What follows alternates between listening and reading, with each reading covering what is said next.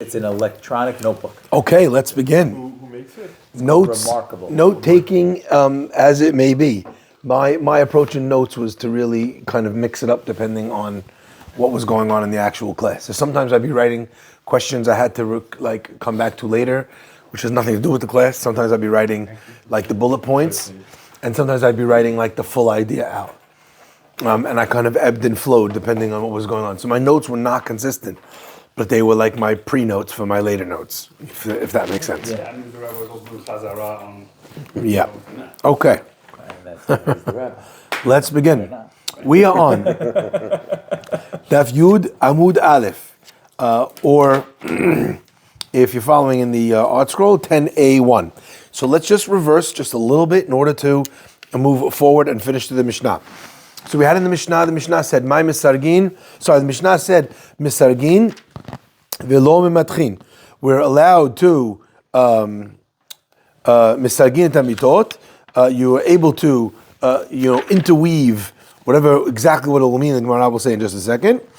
And mimatchin, the Mishnah ended by saying that you could mimatchin. We don't know what either one of those definitions means.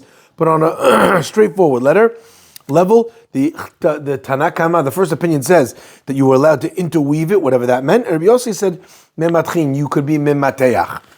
Now the reason why I'm not translating it is because, as we saw last time, there are two different opinions as to actually what those two words mean. The first opinion says as follows, my mesagin my mematchin. Kiat Rav Dimi Amar, Rav Dimi came along from Bavel, and he said, came to Bavel. Paligi bar Rabbi Chia bar Abba Rabbi Yassi. Machloket. V'tarva mishmei de Chizkiya Rabbi Yochanan. And they're both saying in the name of Rabbi Chizkiya and Rabbi Yochanan. And what are they saying? Chanama one says, Misargin sheti va'erev. You're able to interweave lengthwise and widthwise. Okay, and that's mutar on Shabbat if you need a place to sleep. Okay, because you need a bed. The bed won't work unless it's supported. Umimatchin. So what does mimatchin mean? The other opinion that says you can't do that, but you could do mimatchin. The first opinion says it means sheti below erev, which means that you could have one way lengthwise, but without the ropes across. Okay, so that's the first opinion. The second opinion says, no, what does it mean? No, no one agrees that you could do both ways, length and widthwise. First opinion says you could do lengthwise but not widthwise. Okay? The second opinion says, if it was loose, then you were able to tighten the rope, but not to do more than that. Was it like a hammock or like a woven? No, this is just underneath the bed. This is just on the bed frame. The box spring. So what keeps the bed up? Platform. Yeah. Okay. So those are the two opinions, right? Clear so far? Says the Gemara as follows. This can't be. You know why? Rav Tachlifa and the son of Shmuel said in the Braita. V'shavin, Rabbi Meir, who's the Tanakama over here, and Rabbi Yossi, who's the second opinion over here. They are both equal. They both agree. In other words, you can't weave or twist ropes in the first place. In other words, you can't make ropes from new.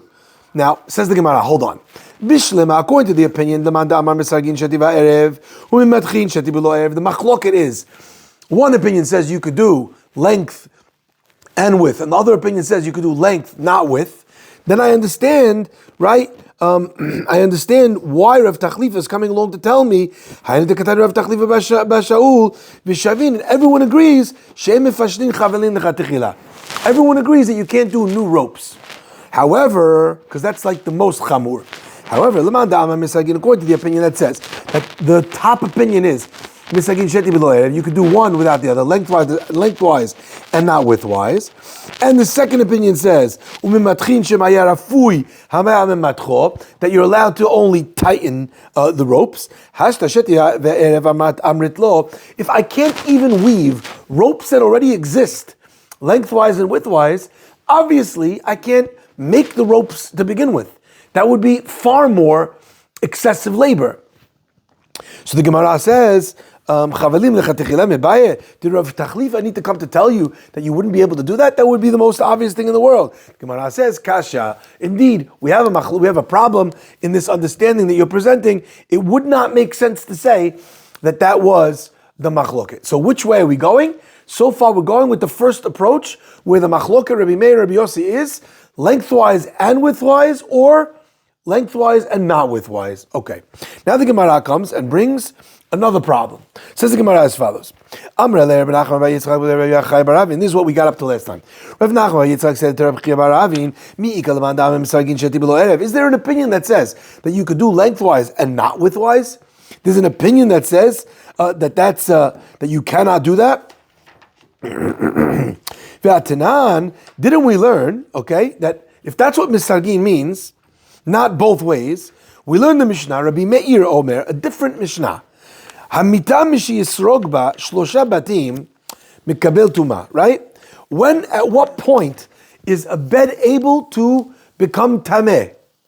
From the point where you're soreg, where you basically boxed 3 boxes. So imagine you have ropes going this way, okay? And you have ropes going this way. When the ropes go across here, you have a box in the middle. Then you have another box in the middle. Then you have another box in the middle. When you have 3 boxes, which means if you have 2 lengthwise, at that point, once you have 3 boxes, that's enough support for the mattress. That's what Rabbi Meir is saying. Why is that relevant? Because the only thing that's makabel tuma is something which is already a finished keli. At what point is the bed a finished keli? From mishi yisareg, mishi yisrogba, from once you weave in it, shlosha batim. Now, says the Gemara, one second, hold on. What that means is that when you use the word misargin, what does misargin mean? Length and width. Because if in this Mishnah we're talking about creating boxes, only way to create those boxes is if you're going one way and the other way, right? So therefore the word misareg has to mean both ways. Clear?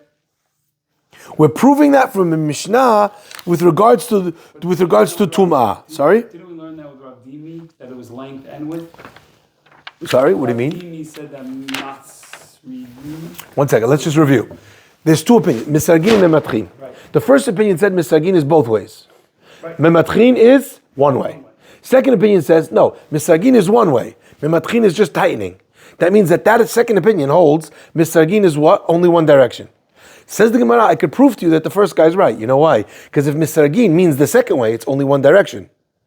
And one direction would not fit with the Mishnah in Tum'ah, which is talking about weaving in 2 directions to create 3 batim. So we have another Mishnah that sheds light on the definition of the word lisrog or misargin. Clear? So we would be able to prove one side, we don't know, you said Rav Dimi, but it just says Chad Amar.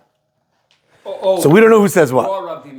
The opinion that says... With Rav Dimi was in one of them. Excellent. Okay. The opinion that says misargin is both ways has to be correct. From this proof of the Mishnah with regards to Tum'ah. Says the Gemara, Ela ki ata Ravin Amar. When Ravin came, he said, B'misargin kula alma lo pligi dishati va'erev. Everyone agrees misargin means both ways. Ela ki pligi, when's the machloket b'matchin? With regards to the second word, matchin.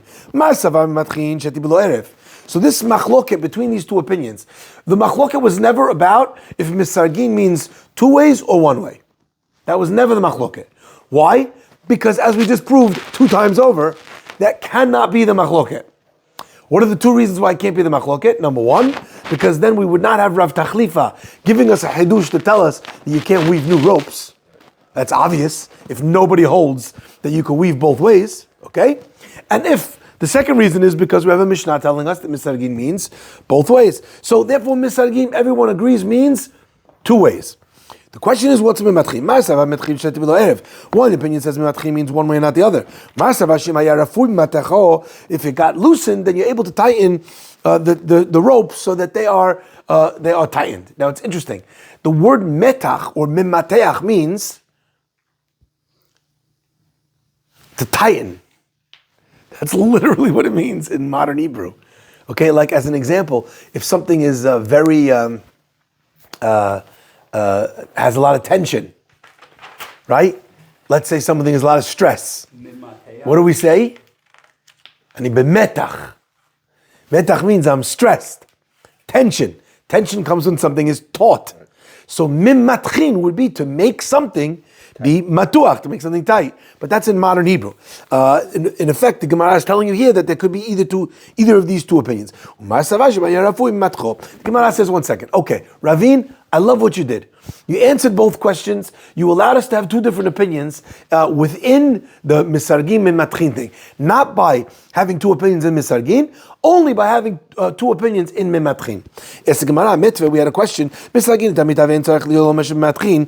The Braita says you're able to do misareget tamita, but you do not have to say shematchin. That's obvious. Rabbi Meir. That's what Rabbi Meir says. That fits with our Mishnah. Rabbi Yossi Omer, second opinion, our Mishnah says mimatchin avalo misargin. You're able to do mimatchin, but not misargin. Now that's again fits with our Mishnah. V'yesh omrim. Plot twist. In the Braita we have a third opinion, not like the Mishnah that has two. What's the third opinion? V'yesh omrim en mimatchin kol ikar. You're not even allowed to be mimatchin. To be mimatchin. We haven't translated what the word is. Okay? Because remember, Ravin tried to say that there's a machloket. Mimatchin could mean tighten. Mimatchin could mean one direction. Says the Gemara, Ravin, you just tried to make the machloket exist still, that there's two opinions in what mimatchin means at least, even if there's not two opinions in misargin. Says the Gemara, but the last opinion says you're not even able to tighten. You're not even able to be mimateach. If you say, according to the opinion says mimatchin sheti below erev means you could tie one way. The yesh omrim comes along and says, no, you can't even tie one way. Okay?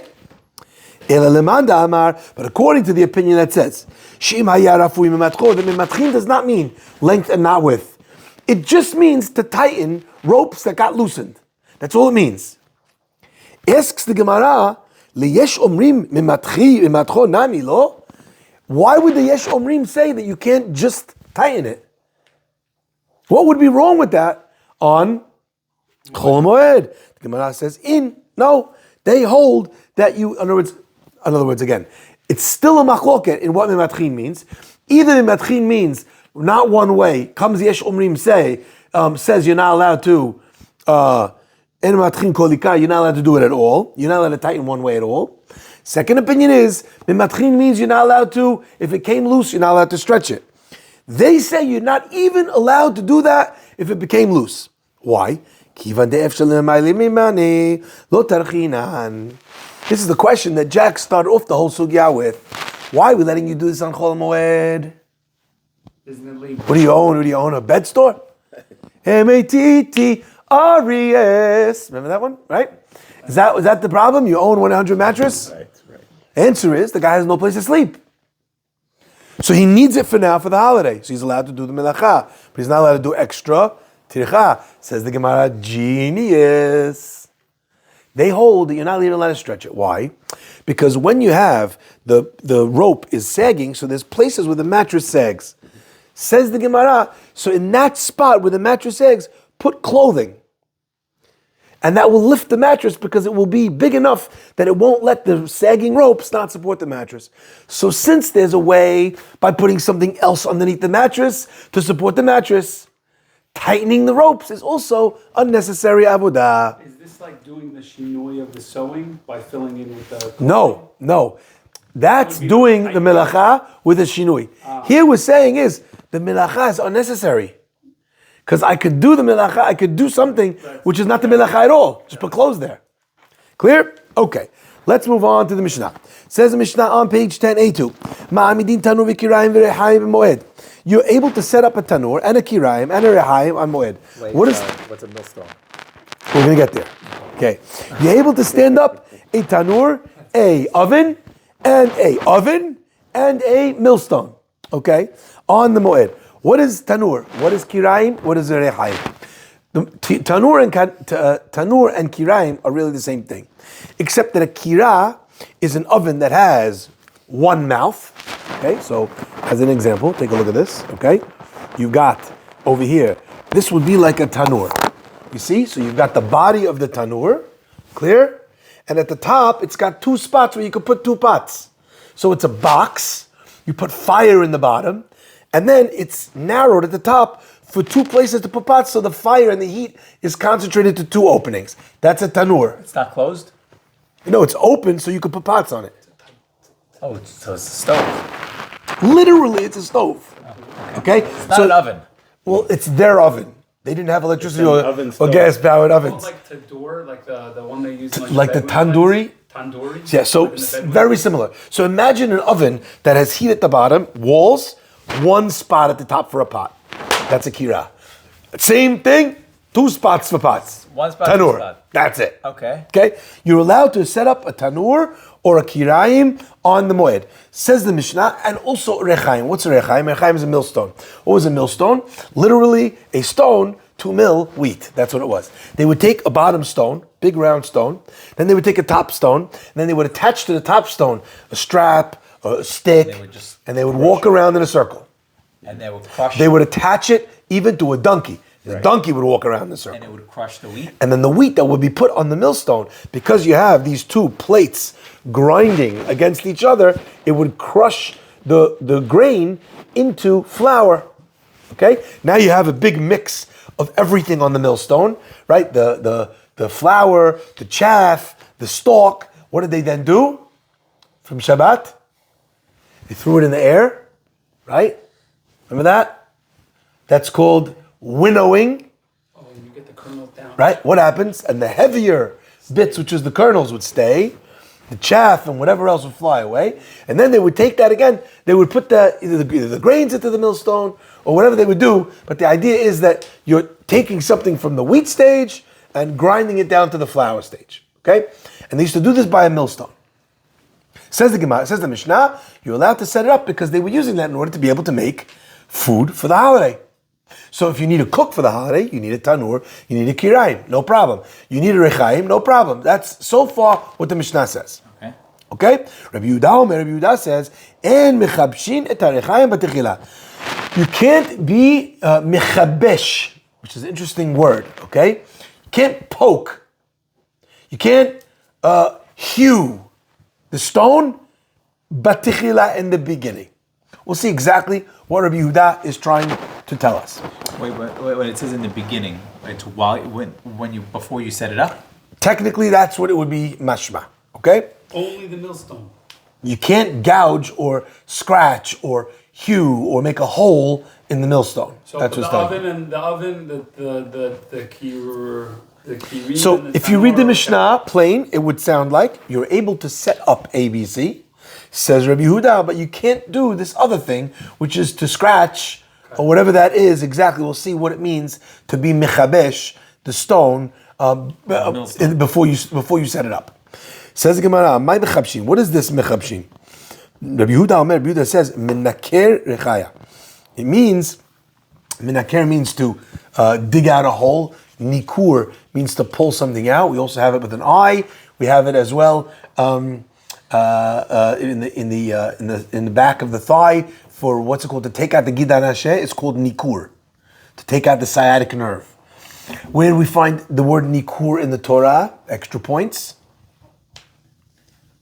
In Parashat Korach, the pasuk says, by Datan ve'Aviram, the eyes of those people tinaker should be gouged out. Okay, before we come to you to make peace. Okay, so says Rabbi Yehuda, minaker rechaya. It means to cut, gouge into the millstone. Now, what is he talking about? Now, just imagine.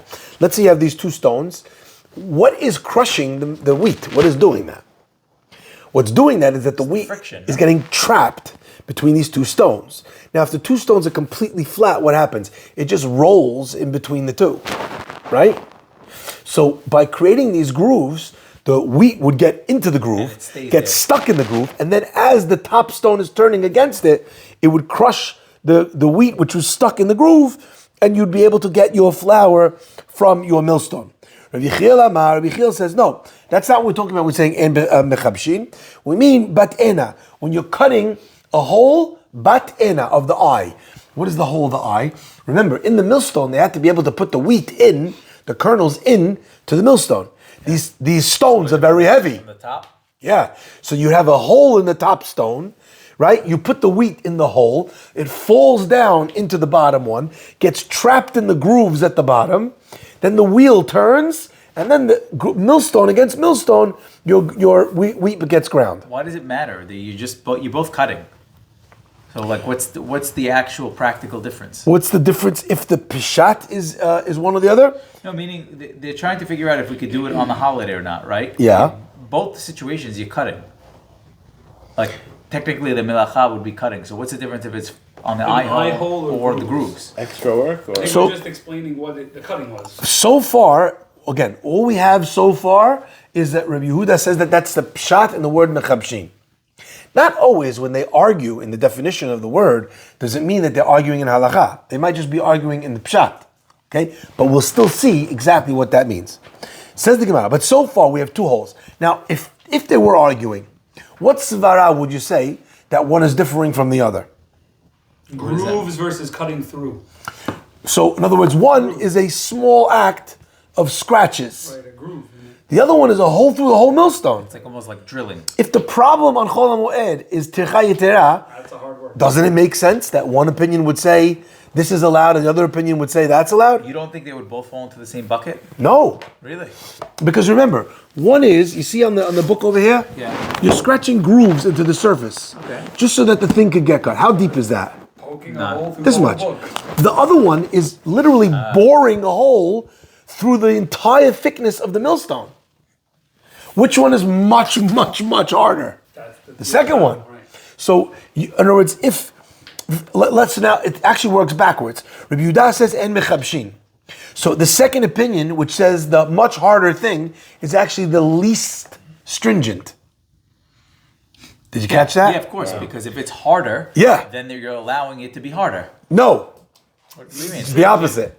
No, If- if Rabbi it's Yechiel's, more work, which is more work? Rabbi Yechiel's? Rabbi Yechiel's. So he's the less strict one. Why? yeah, because it's more lenient. Well, you say you're not allowed to. You have a longer leeway. You say you're not allowed to. Well, he says Rabbi you're not Yehuda allowed- says, en mechabshin, you can't gouge. Comes Rabbi Yechiel, he says, what's gouging? Gouging means making a giant hole. So Means, he would allow grooves. yes, the grooves guy for sure would not allow the poking guy. Oh, because So you're not if, allowed. so it could be that there's no machloket, but if there was a If I allowed this, machloket, then I for sure would allow right? that. That's how we would explain, understanding the concept of tircha yitera, how we would explain the difference of opinion. Okay? Now, says the Gemara, Mitve Ma'amidin tanur v'kirayim v'rechaim moed.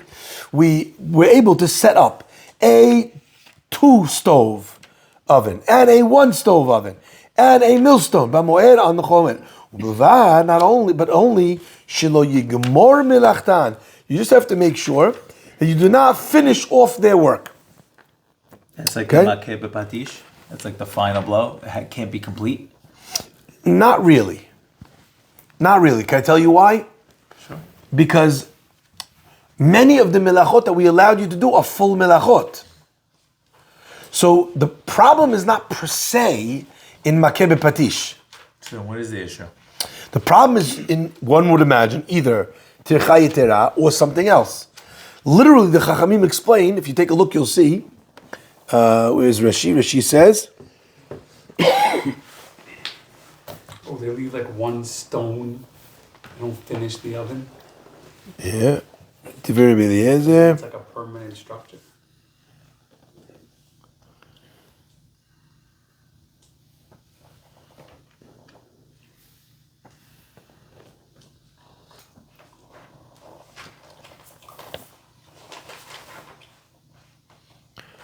Chor v'nek shbil Yonah.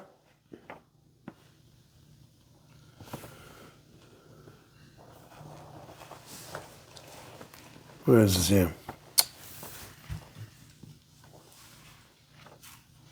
Oh, here.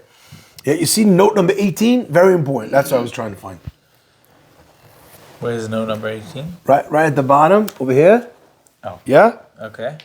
What's the reason why you need to have it be eno gomer, so that there's a shinui? Now let me ask you a question.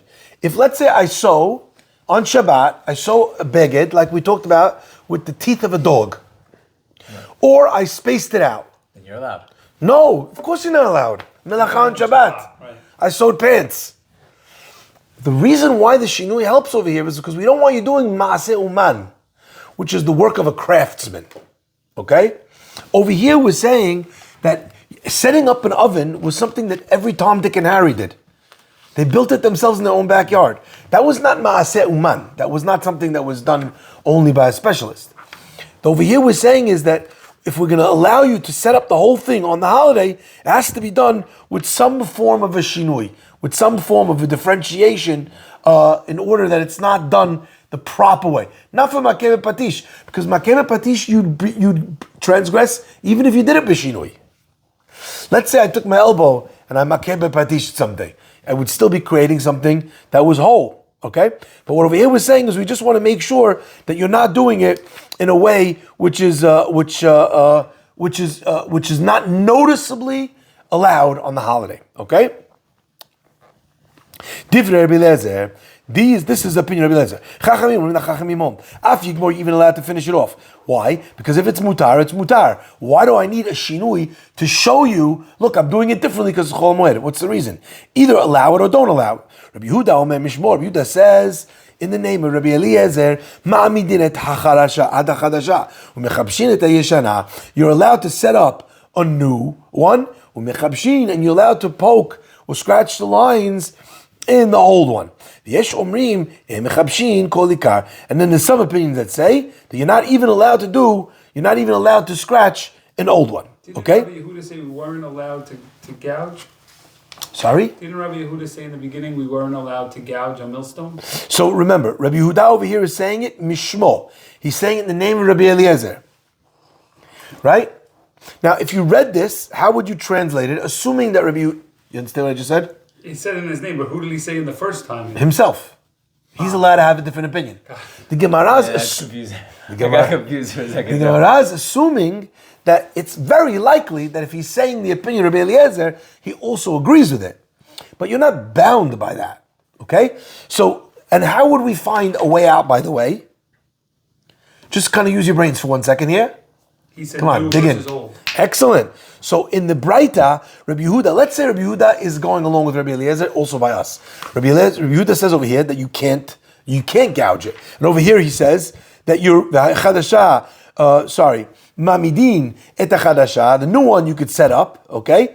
Umechabshin et hayeshana, and you're able to gouge an old one.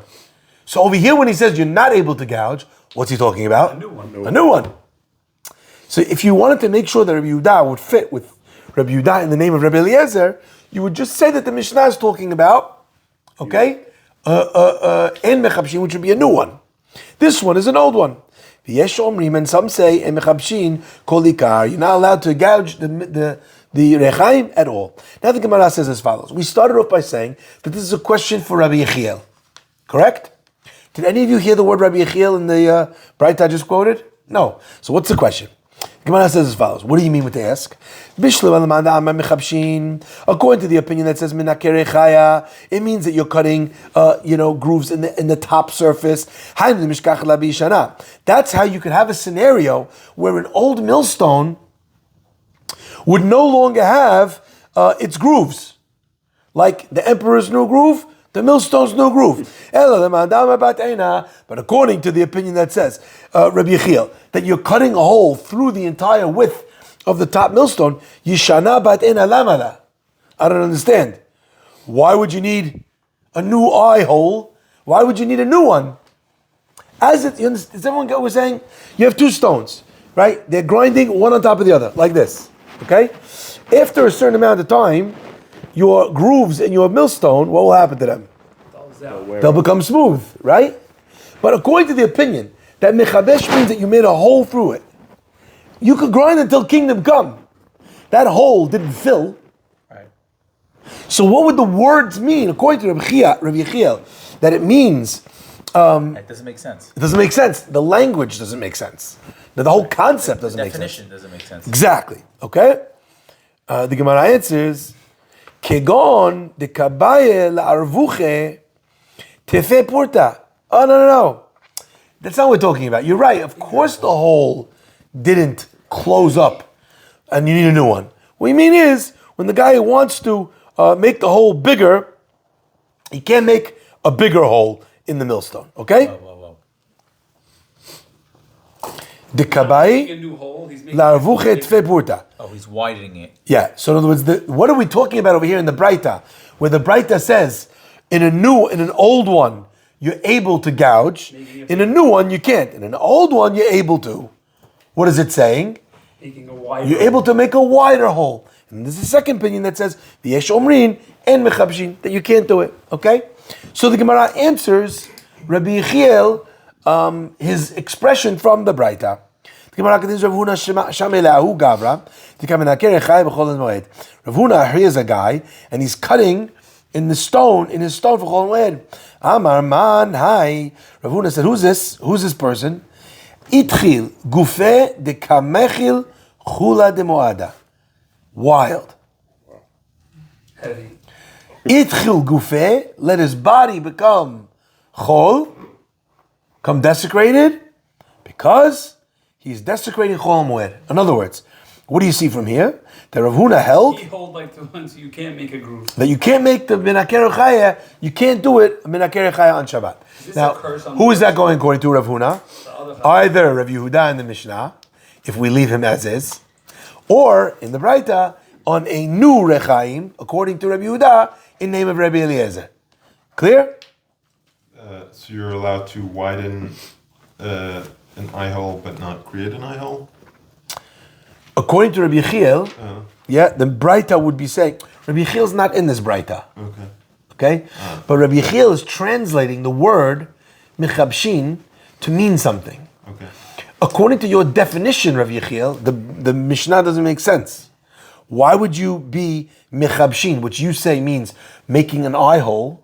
Why would you be doing that to an old millstone? It already has an eye hole.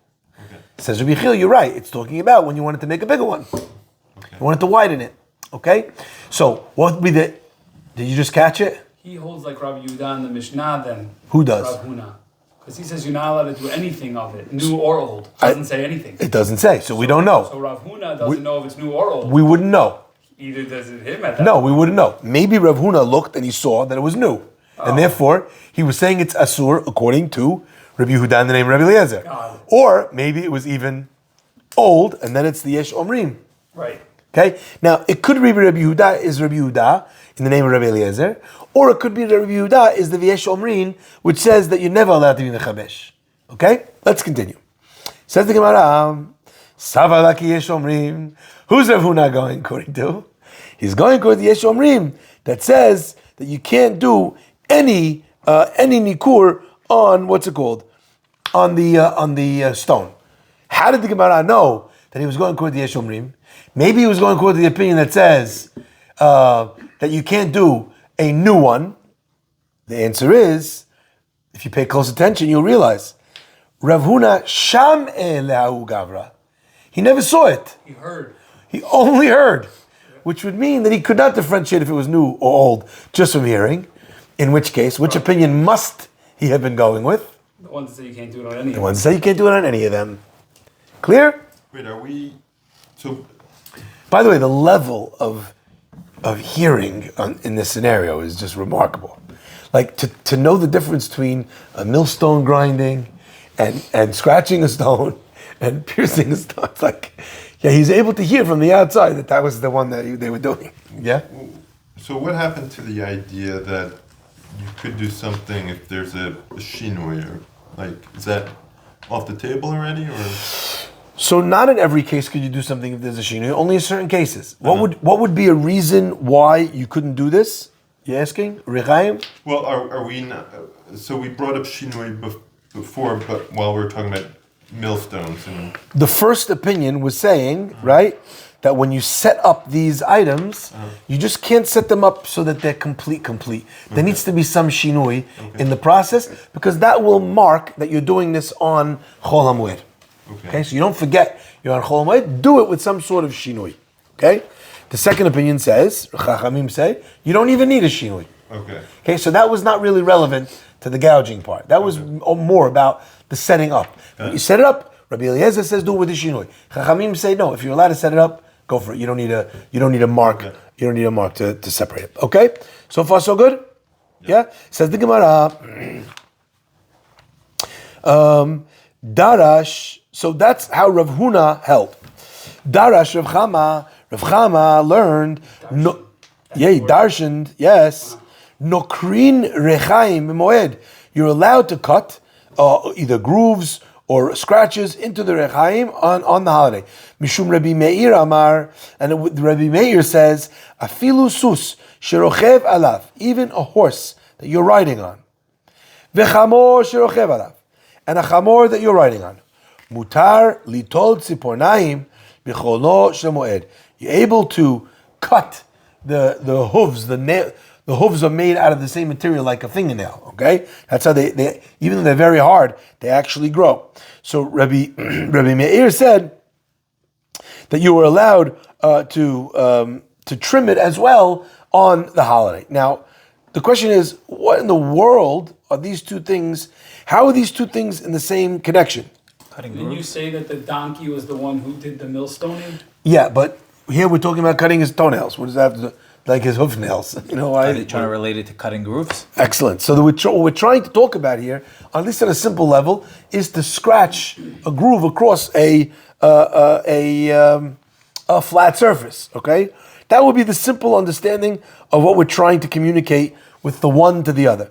There's another possibility as well, which again I think is a really powerful idea. Coming back to your question, what other connection would you say that these two things are tied together in the same breita? We need wheat to feed the animals. Or you use both. No, but we're talking about the melacha. The first one says you're allowed to scratch grooves in a stone for the rechaim on the moed. Rabbi Meir says even a horse sherochev alav, v'chamor sherochev alav. You're allowed, the horse you ride on and the donkey you ride on, you're able to trim their what? I guess if it's going to make it more difficult for an animal, then for sure we would be more lenient for a human doing the work for the food. What if you're using the horse? The animal would be in pain, or Yeah. the hooves. You can't walk on it if it's blocked. So you're doing it to relieve the pain, so they can work better. I completely get it. I just don't understand in what universe are those two things connected. First we said you're allowed to make scratches in the millstone. Rabbi Meir says even the horse that you're riding on and the donkey you're riding on, you could trim the nails. What does that have to do with anything? Why are those two things connected?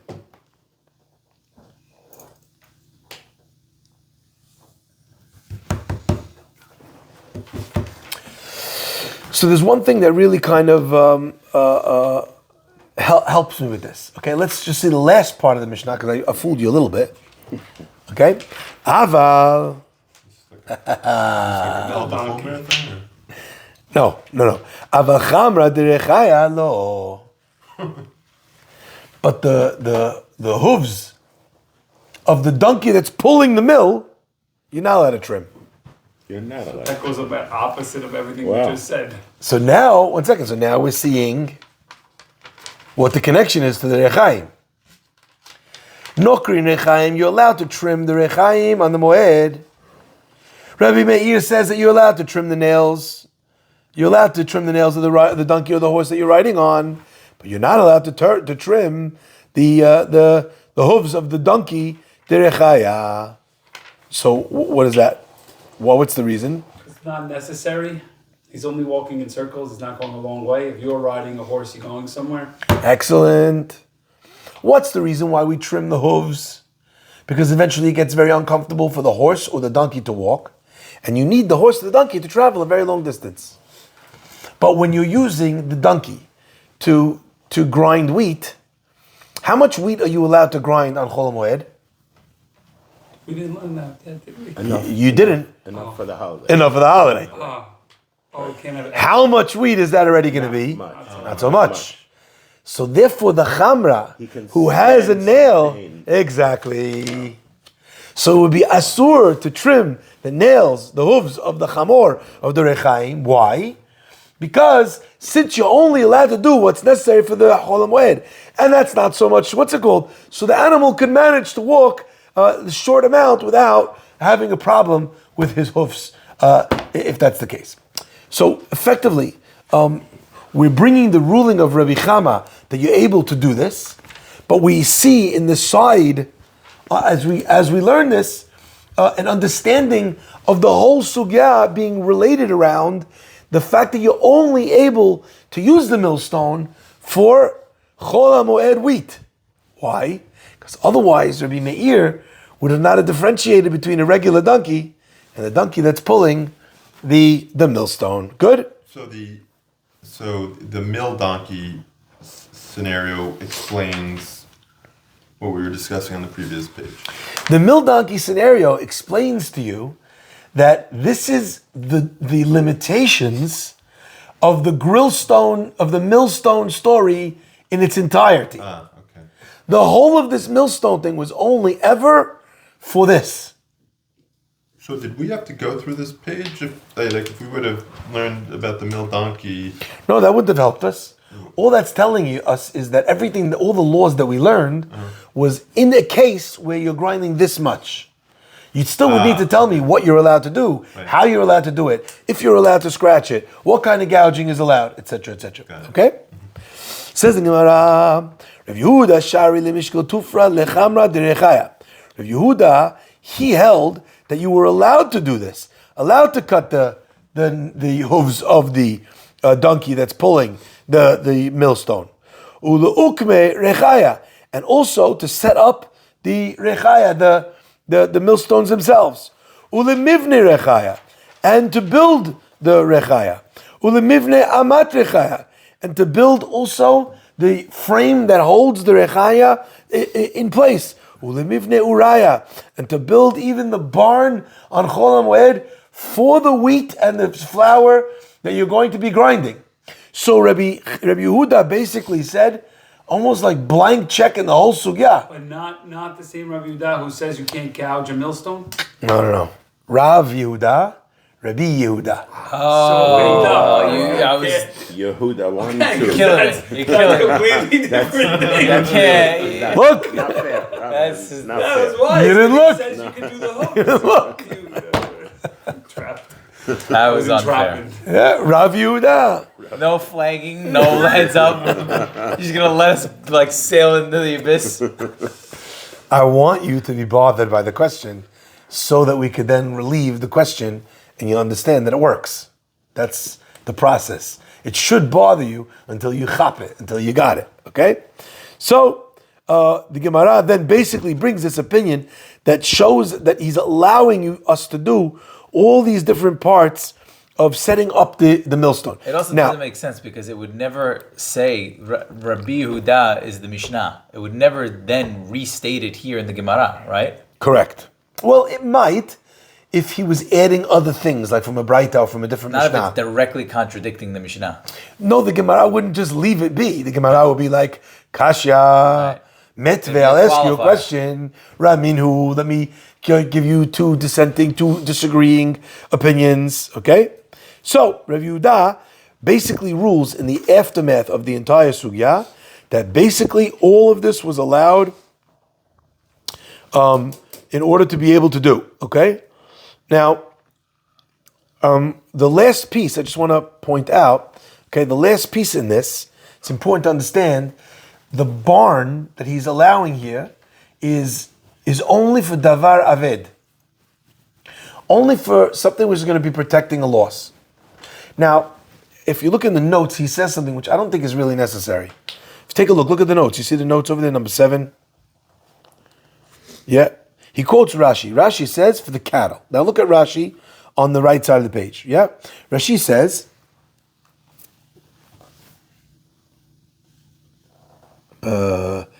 Ulemivni uraya, and to build the barn, refet bakar.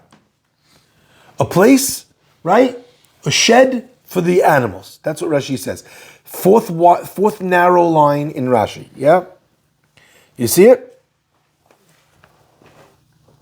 Look at Rashi in the bottom, in the first wide line, I guess medium line, wide line. But it says Uraya, you see it over here, right there? Rashi says in the bottom, Rashi Ktav Yad, what is Uraya? Arvat hasusim, a place to store the horses. Shemazik lesus, it's bad for the horse. Kishe'eno shochev yafeh, when he can't sit or lie properly. V'havi davar ha'aved, and it's something considered to be a loss protection as opposed to a generation of profit. Okay? Now I was thinking, what if the person has no place to put all of his flour, Protection of loss. and his flour is going to get rained on? I don't know why they were busy making this about the animals. Are you with me? Protection of loss, you said. That's Maybe it's the covered difference by in the what stone? you're So, allowed to so do. clearly Flour they covered by wanted the they stone. wanted it to be something which would be protecting from a loss, but it could be protecting the grain from a loss. But is the grain covered by the stone? No, because you could keep build a you barn keep for the grinding, grain. and as you're grinding, more and more flour is It goes coming in the through. grooves, no?